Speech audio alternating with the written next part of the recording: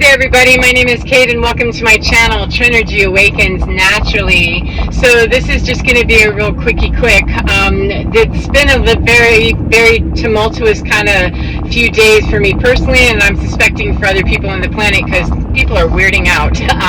They're weirding out, as I can see on the news when I dart by briefly to make sure that my local area isn't completely blowing up. I see it's a worldwide epidemic of just weird shit happening. The people around me in my community are looking a little glazed, a little dazed, and a little phased in very strange ways, and I see all kinds of different responses, etc. And I know for myself, I've been feeling super weird too, this feeling up and down all over the place. And something that I want to suggest is that when we are feeling that vulnerable and that strange or that weird or weak or whatever we would be feeling, it is crucial to remember as best as we can to not seek our fellow man, not seek our fellow human to help us get out of that necessarily, especially if we're around people that we are only going to get a breadcrumb from, or it's something that just doesn't feel good when we say, hey, I'm not feeling so great about this, I'm actually feeling quite strange, or I feel something. When we put ourselves out there, we lay ourselves on the altar, and the people that we're speaking to really don't hold that with kindness, respect, or cherish it at all, or treat it with any kind of dignity, it can actually do more damage than if we just go internally and say, what is the validation within me that is seeking it outside of me? Because the best answer I have found every single time is to be able to grow my ability to seek the validation within me, because that means that I do not have to rely on somebody else. I do not have to rely on a substance, an activity, a person, a something. I can rely on me. And when I'm feeling really fruity about myself, that can be really difficult to believe that I even have that ability.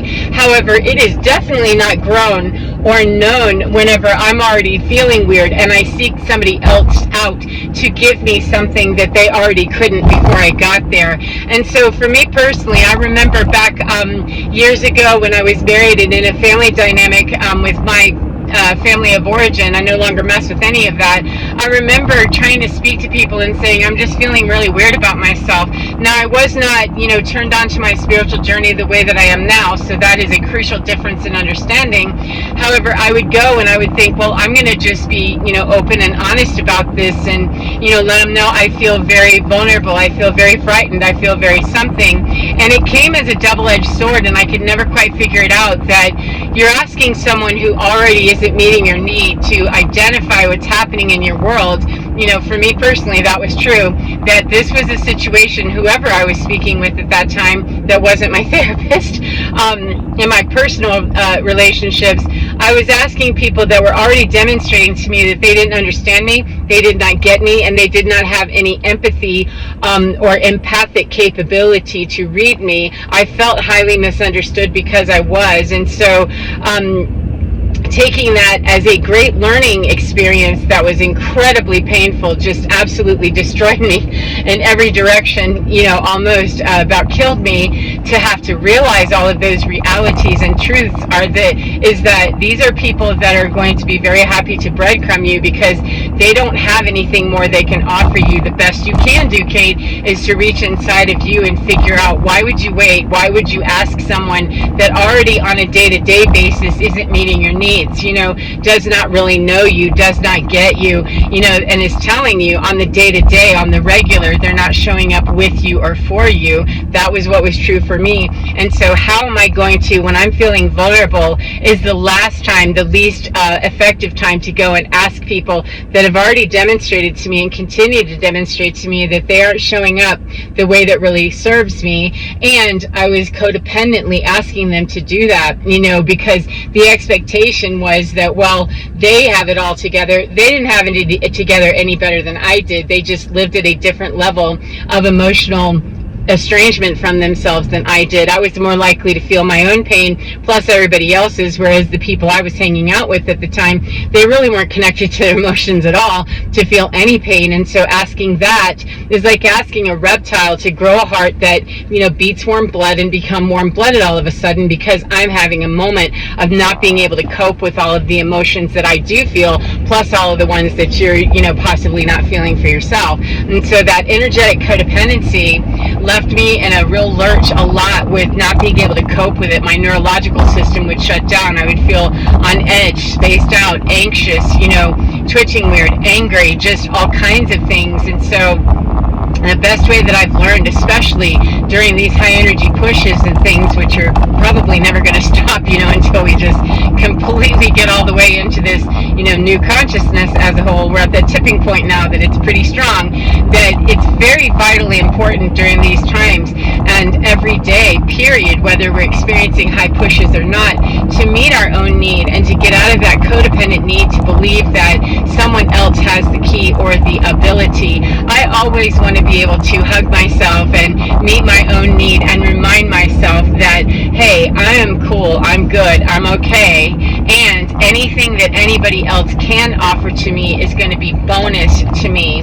And remove myself from situations, do not recreate situations where people are already not serving me. If I'm serving a situation and the other side is coming out far better than I am, there's a problem with that. And that's a whole deconstruction of paradigms of codependency, toxicity, abuse, all kinds of things that can be difficult to unwind. However, in the midst of feeling traumatic responses or reactions or feeling anxiety or feeling fear is absolutely not the time. It can be the most powerful time for those people that are, really not plugged into us in a very healthy way to destroy us. And it is equally on the other end of that same stick.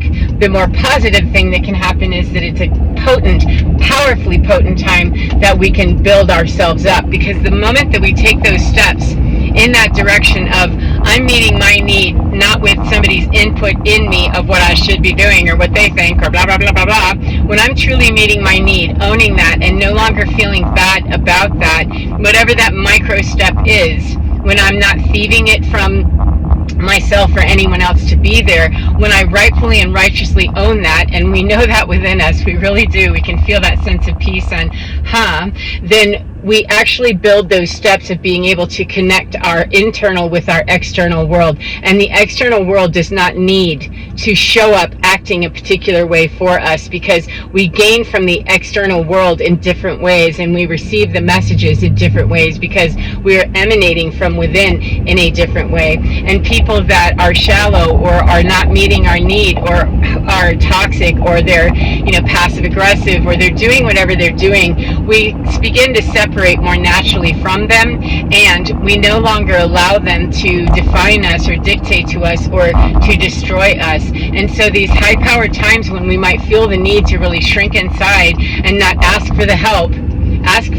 from inside rather than outside of us. And if we have a spiritual practice, if we have a belief in something external to us as in a greater experience of God, the universe, etc., then I highly encourage that you meet that, speak to that, and be as desperate as filled with irritation, aggravation, annoyance, etc., whatever it is, to feel the feels of what really, really, really feels like is happening for you, and have a very private conversation with you and the universe or whatever else you may believe in. However, trying to take really high volatility moments and high velocity moments in the energy is a very terrible time to go and expect somebody else to care about the intensity of what's happening or to care about, at the level that we care about. They couldn't possibly care at the level that we care about what we're going through, because it isn't them. We couldn't possibly care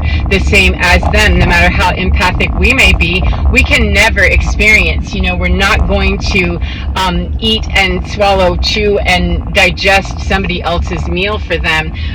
It's not possible. And when we try to do that, we end up in these very codependent relationships where we're unable to meet our own need with any righteousness or rightfulness. We feel highly inclined to seek help when it's really in our own mind and our in our own ability to reach in and find out what it is that I can answer within me. What can I say to me? What can I do to me? What can I do with me that will be more rightfully answering the need of me? So time to get gas and time to stop talking. I hope that you enjoy your day, no matter what part of the day you're in. And remember to get within your skin, because you're divine. It is so precious, so tapped in, turned in, tuned in as much as it can be. And it can move exponentially, especially at times just like this. If you step away from having bonehead conversations with bonehead people, you're not boneheaded if you've been doing that. You've just been misdirected, and time to turn that within. Have a great day, and I'll see you again next time. Mwah! Goodbye, friend.